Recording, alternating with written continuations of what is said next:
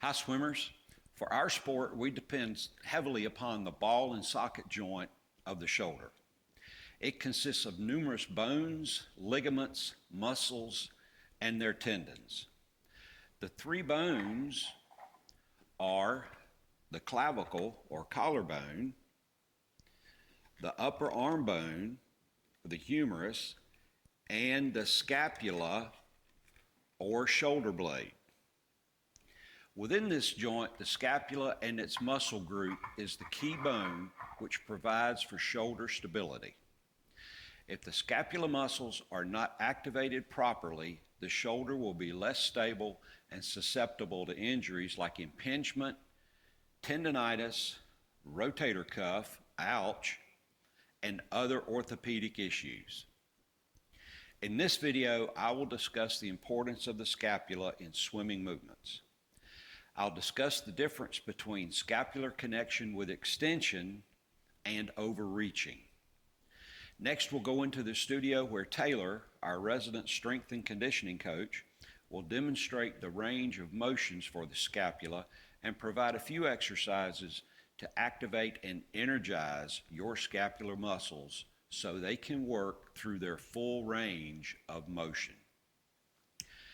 After Taylor's workout, we'll discuss the new behavior and action we must now use to take advantage of the power the scapula connection provides for us to use during the swim stroke. And last, I'll reveal what I believe to be one of the most powerful cues I can share with you for your swim training. Let's go see what we can discover.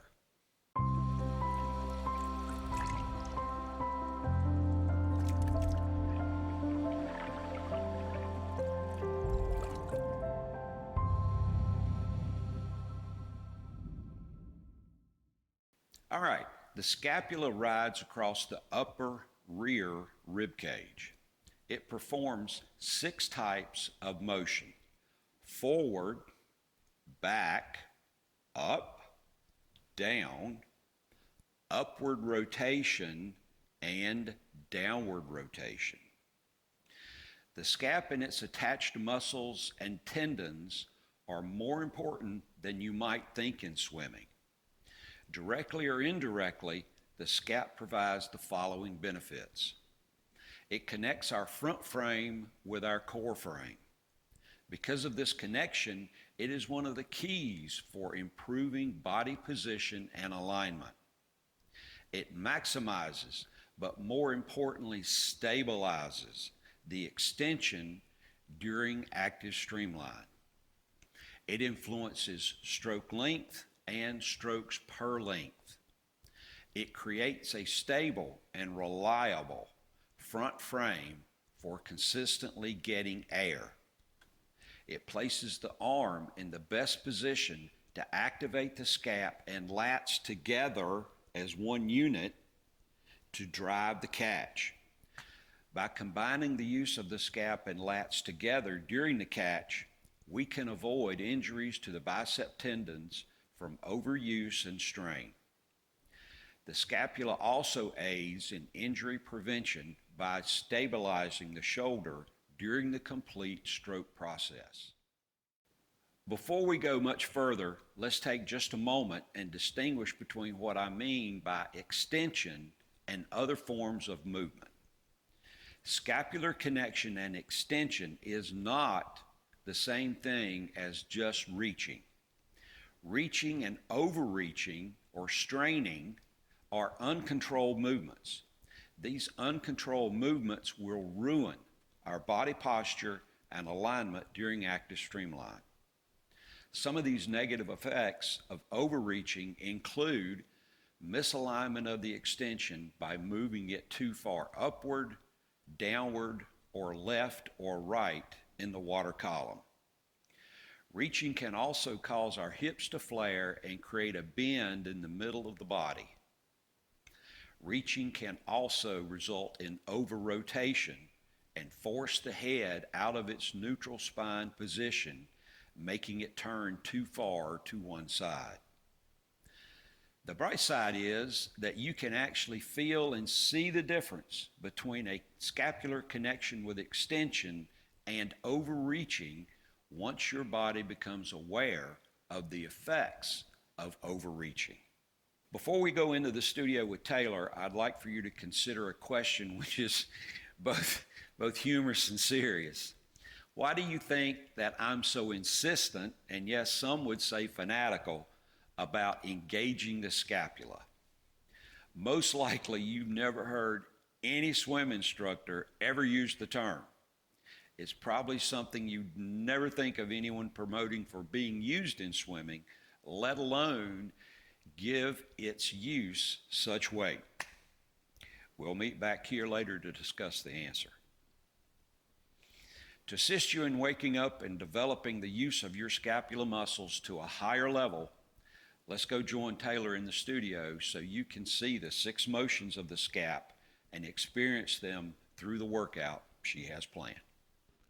Hello everybody, my name is Taylor, and today I'm going to show you guys how to do 2 different types of scapula circles. The first one, we're going to be standing just like how I am here. 2 of the biggest cues is you want to make sure you're standing upright, straight, good posture. You're not leaning forward, so you want to pull your shoulders back. Another thing is you want to make sure that your elbows are very straight, right at your side. So the first one is we're going to do it in a standing motion. You're going to first pull your shoulders up. I'm going to have you go forward. So you want to pull your shoulders forward. You really want to make sure your elbows are straight, that your triceps are activated. Then you want to pull your shoulders down, and then you want to pull them back. So your scapula should be kind of touching, and then back up, and then back to the starting position. And then relax. So you are kind of pulling your shoulders up while you're going through this motion. So we'll do it one more time. You're going to go up, forward, down, go back, and relax. We're going to do it the other way, and you're going to start back, and then you're going to come down. And the biggest cue when you go backwards is you want to make sure when you're pulling your shoulders forward, you're making kind of a double chin, and I can show you from the side. Because what you don't want to do is you don't want to go here and then start moving your back forward while you come forward. So you want to make sure you're going to start back. When you come forward, make a double chin, keep your spine straight all the way forward, and then down. So that is the standing motion. Now we're going to do a hip hinging motion. I'm going to show you guys from the side. This one we're going to be using a little bit more gravity. So you're going to come first hip hinging. Want to make sure your feet are hip width apart. Slightly bend your knees and push your booty back like you're pushing in a drawer. So you want to keep your spine straight. Your arms are going to be, don't hang them right next to you. You want to hang them a little bit out. Same thing as a standing. You want to make sure, get those triceps engaged. Get them going right in the side. They should be activated. Now, same concept. You want to make sure posture, elbows. Now you want to pull your shoulders back. So now your arms should be more at your side. Then you're going to come down. So pull your shoulders, push your shoulders down. Then you want to come right back in the motion. So it's a little bit less range of motion, but it's the same thing. So push them back, down, and then back to neutral. And then go the other way. You still kind of want to make the double chin because you can still kind of arch your back with this one. So just be mindful. Come back, up, make a little double chin, and back to the starting position. So those are the 2 different types of scapula motions. Now I'm going to show you guys how to do them, but we're going to also hold them for about 10 seconds. I'm going to record them on my watch. So we can start with that. And now we're going to do the standing motion. And I'm going to show you guys from my back side here. So same thing, good posture, stand straight. I'm going to get this going. We're going to hold each part of the motion for about 10 seconds. So I'm first going to have you guys stand with your shoulders just at your side. And don't mind me moving my hand. So at your side, you're just going to hold it. You want to make sure you push your shoulders down. All right, now we're going to come up and you want to hold it. Pull your shoulders up, get those triceps activated. Keep the arms straight. Now you're going to go back. Want to get that scapula touching like you're pushing your scapula together. Hold it, hold it, hold it. Couple more seconds. Keep that tension. Keep those elbows straight. Keep that spine straight. All right, now we're going to come down. So push your shoulders all the way down. Keep those elbows straight. All right, and then I'm going to have you just relax. And now I'm going to have you go from up, and we're going to go the other direction. So now be mindful of not rounding your back. So I'll show you guys this one from the side view. So now I'm going to have you go up, hold this, couple seconds, keep your elbows tight. All right, now you're going to go back. Good. Keep your shoulders back. All right, now as we swing your shoulders to the front position, make sure to keep your chin, everything straight. So you want to tuck your chin in, come forward, hold that position, keep the elbows tight, and then just going to release and come down. All right, now we're going to do the hip hinging. So I'm going to stay in the same position, but now we're going to hip hinge. Remember, feet hip width apart, slightly bend your knees, push your butt back, have your arms down. Same thing, now we're just going to hold each part of the motion. So I'm going to have you hold the starting position here. Make sure your arms are straight, elbows are straight, hold it. Get those triceps activate, you should see them. Good, you're just going to hold this here. Hands doesn't really matter. I like to spread my fingers. You can kind of do a fist, but it's going to hold here. Now we're going to go back. So you're going to pull your shoulders back. Hold this position. Good. Keep holding it. Make sure to be mindful of your elbows. Hold your elbows. Hold your elbows. All right. And then you're going to push your shoulders down. So back and down. Hold this position. Keep your chin tight. Tuck it in. And then you're just going to relax into the neutral position. And then just stand up. All right. So now we're going to go through a little bit of a workout. I'm going to take you guys through first the standing scap motions. We're going to do each motion 3 times. So we're going to go forward 3 times, then we're going to go backwards 3 times. So we're going to stand, always feet hip width apart. Have your arms at your side, get your triceps activated, and I can show you guys this from a side angle as well. So you're going to go here. Now we're going to hold each for about 1 to 2 seconds because I want you guys to go in a motion. So we're going to go forward first. You're going to go up, forward, all the way around and down. Do it again, up, push your shoulders together, all the way around and down. Now we're going to go backwards. So now you're going to go, always start going up, back, tuck your chin, and come all the way back down. Don't round the back. One more time. Going up, keep your elbows tight, shoulders back, tuck the chin, come all the way down. All right, now I'm going to show you the hip hinging one. So we're going to hip hinge, arms down, straighten out your arms, don't just let them hang. We're going to go back, so pull your shoulders back, down, and back to starting. So you're making kind of a C with this one.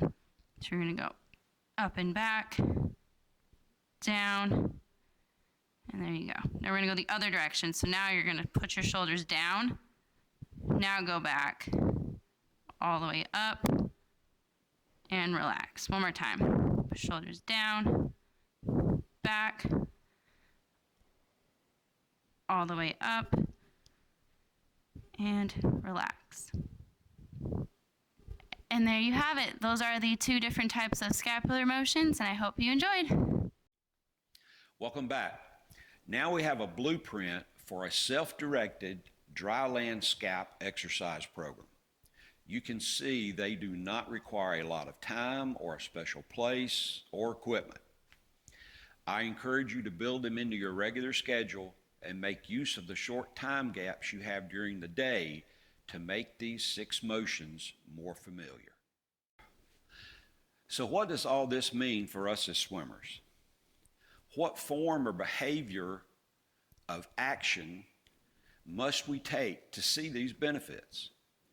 This means we need to raise our attention level to and become more aware of the scapula and intentionally engage the scapula during the catch, exit, recovery, entry, and especially moving into and during the forward extension phase of active streamline. So using attention, awareness, and intention become the new behaviors and actions. Our actions need to become deliberate, continuous, and purpose-driven to reap the full benefits. Before we finish, I want to mention how the scapula is connected to and works in conjunction with another aspect of the swim stroke. This is body posture and alignment during active streamline. If you think of active streamline and its resulting free speed or free distance as the secret sauce of freestyle, then the first secret ingredient in the secret sauce is rotation. The secret ingredient is making the connection with and forward extension through the scapula. Now, let me wrap up by answering the question I posed before we went into the studio. Earlier, I presented a few reasons and benefits to your swimming for engaging the scapula. But the answer to what makes it so important lies within what I believe to be one of the most powerful cues I can give you. Within this cue is the understanding that we generate, store, and release energy during the motions of the entire stroke, not just one phase. It is the direction for releasing the generated energy through the extension which is critically important. The cue is always direct your energy forward. We always want to generate and feel forward movement. Imagine, if you will, your generated and stored energy being released through the ends of your fingertips as a lightning bolt. As this lightning bolt shoots forward, your body seems to fly through the water as you activate the scap, and using attention, awareness, and intention, extend your generated energy into active streamline. The point here is not to just do it once or twice, but to always be doing it. This mental connection and intention to engage the scapula to always generate forward momentum needs to become just as much a part of the stroke as any of the other biomechanical movements. All right, at this point, you may be experiencing some confusion due to past instruction and a few, for lack of a better way to explain it, existing myths around swimming. Many people misplace the energy surge from the active forward extension and instead place it just into the catch phase. I would argue that this is a broad misunderstanding and in turn a misapplication of Isaac Newton's 3 laws, which is another whole discussion. Don't even get me started. Now, I know this sounds like a lot, but I promise you the very first moment you experience this feeling of a forward energy surge through the extension with a scapular connection, you'll feel it and know it instantly. The best analogy I can provide is within a musical composition. This feeling would represent the orchestra conductor leading the orchestra into and through the crescendo of a musical score. And the best part of it is this: a new attention, awareness, and intention toward generating continuous forward movement, and the feeling this provides can perhaps become a whole new reason for your swimming. Well, that concludes this video on scapular movement and body alignment. As always, if you have any observations, problems, or questions, please don't hesitate to contact me. Otherwise, here's hoping you find the water temperature to your liking and experience sunny days and small waves for your next swim. I'll see you in the next one, when we will discuss and work on core stability. So long for now.